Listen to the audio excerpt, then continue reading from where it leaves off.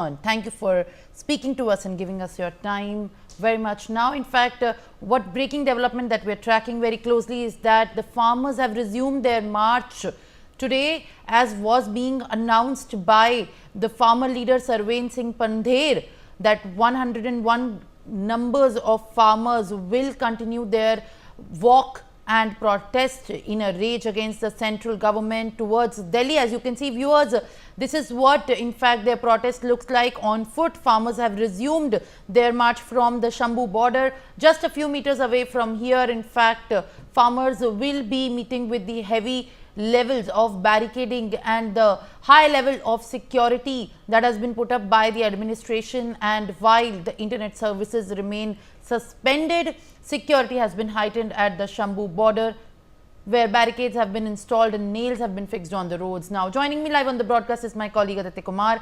Aditya, what is the latest? Have the farmer group started their protest and walk, as we can see in the visuals? जी सिमरन, जैसे आप देख रहे हैं तस्वीरों में दर्शक देख रहे होंगे कि किसान जो हैं अब इकट्ठा होना शुरू कर चुके थे। उसके बाद धीरे धीरे मूव करना शुरू, क्योंकि आप वो पूरा पैच देखेंगे, लगभग 5 किलोमीटर का पैच है, जिसमें जो किसान है वो बंकर बना करके और छोटे छोटे टेंट्स लगा करके वो रुक रहे थे। तो अब वो किसान जो है आगे बढ़ना शुरू कर चुके हैं। लोगों से बातचीत, क्योंकि पुलिस की व्यवस्था जिस तरीके से की गई थी, चारों तरफ से बैरिकेडिंग किए गए थे, पुलिस ने भरसक कोशिश की थी उन सबको रोकने को लेकर के।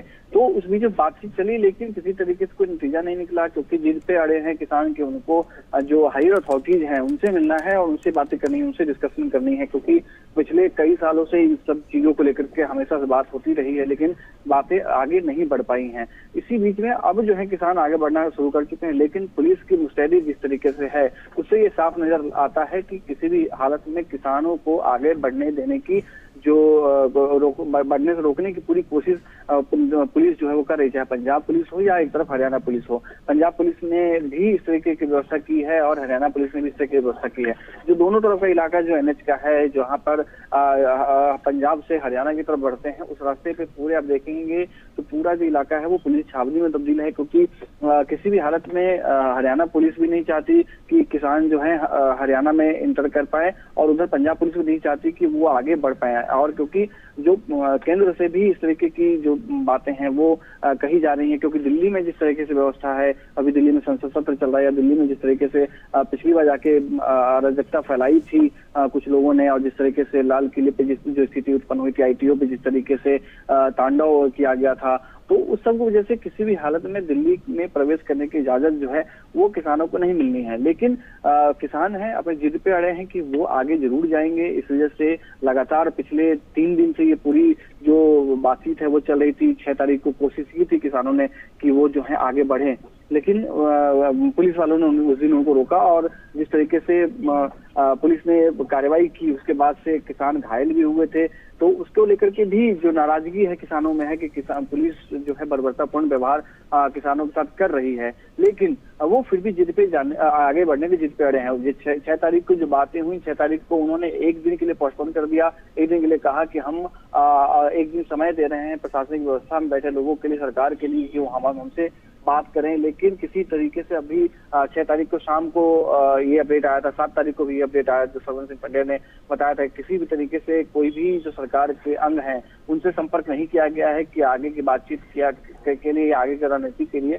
लेकिन हम फिर भी 8 तारीख को हम आगे बढ़ेंगे। उसी के तहत जो है शुरू से ही आज सुबह से ही जो है पूरी तैयारी शुरू कर दी गई थी कि आगे जाने के लिए। उसी के तहत आज ये सारी कार्रवाई की थी। जिस तरीके से हरियाणा पंजाब पुलिस ने कार्रवाई की थी कि शुरुआत में ये बात आई सामने, मीडिया कर्मियों को भी बैरिकेडिंग लगा करके रोक रहे। उसके बाद जो है जितने भी किसान हैं या किसान नेता हैं वो वहीं पर धरना में बैठ गए कि मीडिया कर्मियों को क्यों रोका जा रहा है, मीडिया कर्मियों को क्यों आगे नहीं दिया जा रहा। उसके बाद जो है DGP ने ये बयान दिया था, SSP ने बयान दिया था कि हम इस तरह की कोई भी कार्रवाई है वो नहीं की जा रही है, मीडिया कर्मियों को नहीं रोका जा रहा है। ये बस एक लोगों को एक कर्मियों के पिछली बार जिस तरह की घटना हुई थी उसमें कुछ मीडिया कर्मी भी घायल हुए थे, तो मीडिया कर्मियों को आगे इसलिए नहीं आना है, एक सेफ जोन में रहना है ताकि के ऊपर में कोई हमला जो है वो ना हो, या किसी भी तरीके के अगर खींचतान पुलिस कर्मियों के बीच में और किसानों के बीच में, उसमें किसानों के बीच के उनमें मीडिया करता हूँ, इसको लेकर के भरपूर कोशिश की जा रही है। उसके बाद से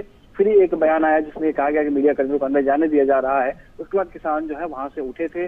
उसके बाद लगातार जो है किसान इकट्ठा हो रहे हैं और लगातार बात करने की कोशिश कर रहे हैं पुलिस, स्थानीय पुलिस, लेकिन किसान मानने को तैयार नहीं है और वो अब आगे बढ़ने की कोशिश कर रहे हैं। जिस तरह की तस्वीरें दर्शक देख सकते हैं, ये स्थिति है अभी। लेकिन पुलिस व्यवस्था जो है दोनों तरफ से सख्त है। हरियाणा और पंजाब पुलिस भी, और उत्तर प्रदेश की अगर हम बात करें तो उत्तर प्रदेश से भी किसान जो है